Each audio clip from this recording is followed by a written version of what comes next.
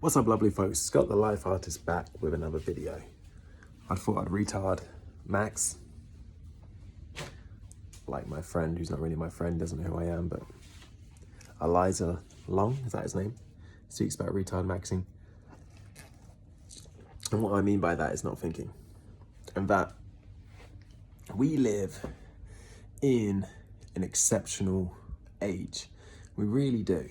Have you ever used ChatGPT? You can basically now get any piece of information you want, any research data, any instructions on pretty much anything in the world, and it'll give it to you like that. Sorry, I just ate, I'm a bit burpy, but yeah, man, that is incredible. And we live in a glorious time, we really do. Bashar spoke about that. If you don't know the entity Bashar, he's an alien channeled through Daryl Anchor, an American dude, bald head, Hawaiian shirt, and he speaks about the age of acceleration, transformation that's been going on since 2012. And I believe the Mayans spoke about that. That's where their clock stopped. And the new revolution began, new age. And for me, what I take from that is that we have so many opportunities now, right? The freedom. You can be a they, them, he, she, gay, straight, whatever. Adopt, have kids, women celebrating, but they don't want to have kids anymore. Some of them, a lot of them.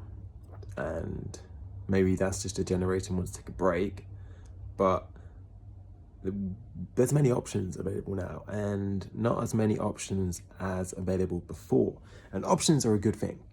It all depends how you use it, but options are a good thing. It's a sign of abundance. It's a sign of good times. It's a sign of, abundance.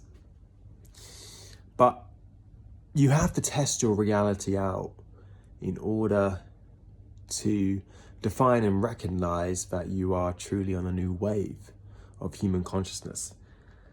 And I would say one way to do that is to look back at your life and realize how far you've come in terms of availability, dating apps, freaking nicotine pouches, vapes, drugs becoming more medicalized, marijuana, even ketamine. All of these things are good because as humanity, we've decided to chill out a bit and not take ourselves so damn serious. And that's why I believe Gen Zs get a little bit of a hard time in some respects, because they represent the generation of kind of giving up, needing daddy's approval to run and overtake the business, and needing that hard-won attention or deservation or status, because guess what, man? You're already loved. God already loved you, regardless of what you do, right? That's what unconditional love is. God isn't that pedantic. God isn't that petty. He's more than that. And when you realize that, it's like, man, I live in the golden age. Really, it really is the golden age we are living in. And of course, I'm not saying there still aren't pockets of insanity roaming about. Look at Ukraine, look at Russia. I don't live there, right? But I will say certain dark spots will intensify, but that's a sign of change, right? That's a sign of fairness wanting to be the trump card of the day. That's a sign of it getting scared, in a sense, the darkness losing its grip and having to become a bit weird and a bit bizarre and a bit intensified in certain regions. But I believe that will take time to heal, and things will change over time. But again, where are those dark patches in your life? Where are you being pedantic about your fears? Where's the evilness in you, or the separation in you, that doesn't like or understand your light, getting on the train of abundance, getting on a more light-filled train, more loving humanitarian train? Where is that darkness in you, right? Because it's all a mirror. It's all subjective. And yeah, man, if you don't think you have darkness in you, then you're probably a fool, because we all contain darkness and it has momentum. However, the light also has plenty of momentum, and the light is definitely increasing on this planet, at least the timeline I'm on. And for me, I realized you have to remind yourself of that. And you have to believe in that. And you have to look around for evidence of how far you've come in terms of maybe intimacy, in terms of abundance, in terms of your ability to communicate your authentic self, what you attract physically, your relationships. And of course, there's ups and downs. But overall, for me, when I look at my life, it's genuinely gone up. And, it's been a big shedding, more lawless, more authentic, more myself.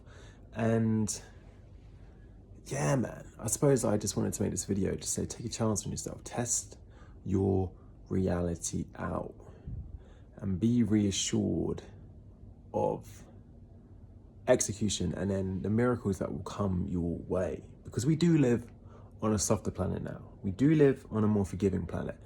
And yes, I know about Ukraine and all these things and wars, but man, we ain't in no World War II times anymore, right? Ain't been no nuclear fallout yet.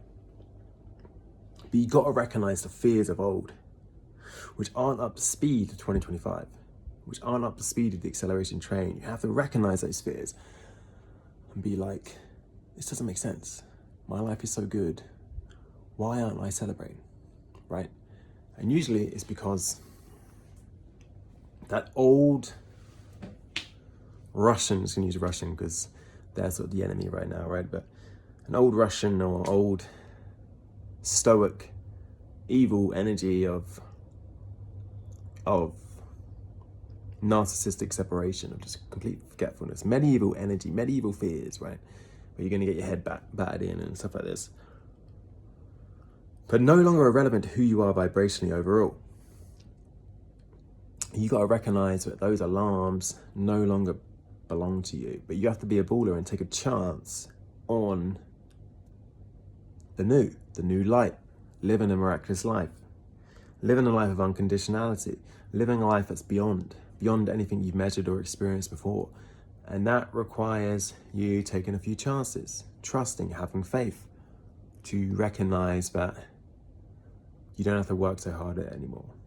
You're allowed to have a plethora of abundance. You're allowed to live an extravagant life, an exuberant life, a life beyond measure, but that requires taking a physical action to then get the manifestation and that kind of new edge divinity in your life for you to recognize it. Gotta have come so far. But if you keep believing in the old, it's like having an old freaking sock in your drawer that stinks, but you've got every other sock available. All the modern socks that don't stink, they've all been washed, all clean. And you open the drawer and be like, this whole thing stinks. But it doesn't, it's just a one sock. So just throw it away or ignore it and move on and get on your new socks. And live, man. All right, so take a chance, take a risk, and let me know in the comments how you get on.